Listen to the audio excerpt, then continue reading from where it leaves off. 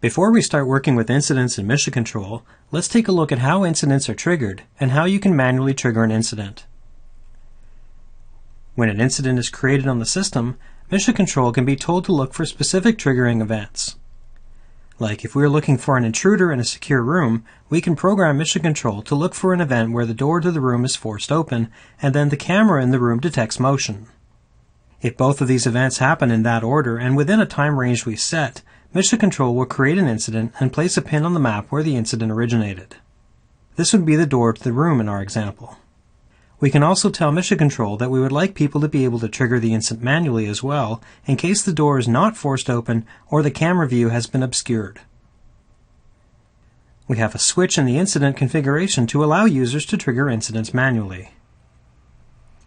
There are several ways to manually trigger an incident. The easiest way is to right-click on the map and choose Trigger Incident from the pop-up menu. You can do this on any empty space on the map and it will put the pin right where you clicked, or you can click on an object on the map and it will place the pin on the object.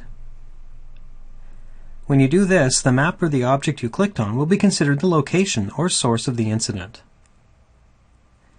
For example, if I right-click on a camera and trigger a camera offline incident, the camera I right-clicked on will show up as the location in the incident list and details. If you don't want to find the object on the map, or the incident has no location to associate with it, you can click on the Trigger Incident button on the top left side of the incident monitoring task. We're going to be talking a lot about physical security in our examples, but Mission Control can be configured to help respond to many different kinds of situations. For example, if you have a set of maintenance tasks that you need to do on the system every week, and these need to be tracked, you can have an incident type created that has all the tasks listed as procedure steps. That way you'll know which ones have been done, when they were completed, and you won't forget any of the tasks.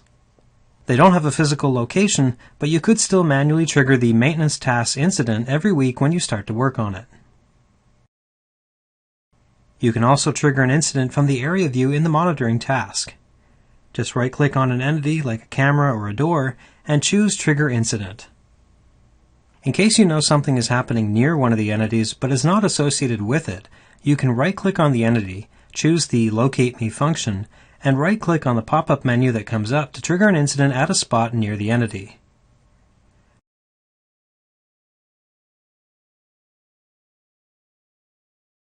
The pop-up map won't show the incidents on them, but if you go back to your incident monitoring task, you will now see the new incident and the pin in the right place.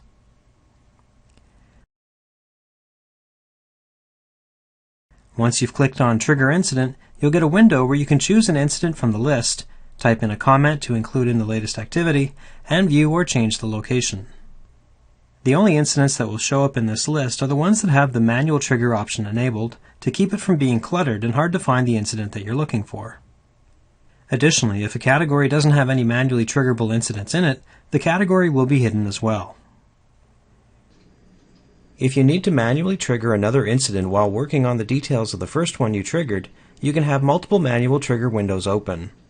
You can also click outside the window and interact with the map or other parts of the interface while the Trigger Incident window is open.